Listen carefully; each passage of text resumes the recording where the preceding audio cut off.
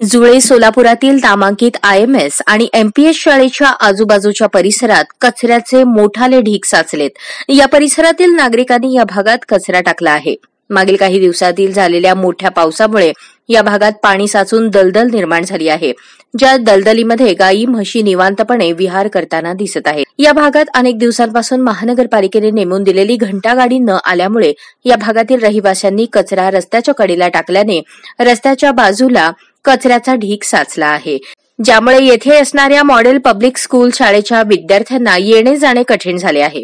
या भागात जमलेल्या कचऱ्यामुळे व दलदलीमुळे दुर्गंधी पसरून अनेक साथीचे रोग निर्माण होऊन या भागातील अनेक लहान मुलांना व नागरिकांना डेंग्यू झाल्याचे येथील नागरिकांनी सांगितले।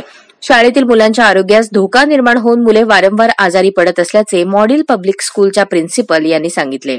इथं जुळे सोलापूर भाग 6 आणि पाटलीपुत्र नगर ह्याच्या आजूबाजूचा जो परिसर आहे त्याच्यामध्ये फार कचरा आहे। घंटागाडी रोजच्या रोज येत नाही, रोजच्या रोज म्हणण्यापेक्षा 8 दिवसातून एकदा सुद्धा येत नाही। त्यामुळे इकडचे जे नागरिक आहेत ते घंटागाडीची वाट बघून शेवटी रस्त्यावरच कचरा फेकतात। हे आमच्या शाळेच्या आजूबाजूच्या परिसरातल्या नागरिकांनी आणून टाकलेला कचरा आहे हा, आणि घंटागाडी घेऊन जात नसल्यामुळे त्यांना अपरिहार्य कारणामुळे ते इथं टाकावं लागतंय, आणि ह्याच्यामुळे आमच्या जे शाळेतल्या मुलांचं आरोग्य आहे तेही अतिशय धोक्यामध्ये आहे।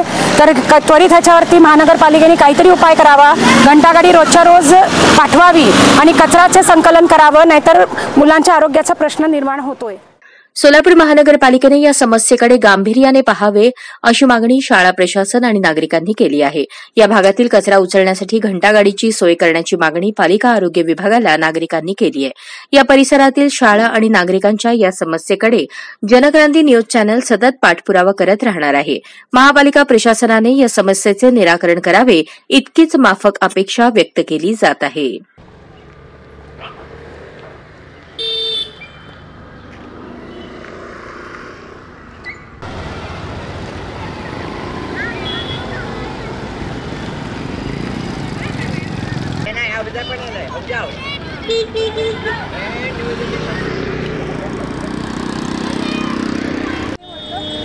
इकडे सगळेजण गाय पशु पक्षी वगैरे येऊन सगळे खाऊन तिने मरू पण एवढा कचरा इथे रोड चांगला खूप कचरा झालेला आहे। म्हणून कचरा पाणी साठते सगळं, डेंगूचे हे होते, तर डेंगू मलेरियाच्या विद्यार्थ्यांना लक्षणं होत आहेत।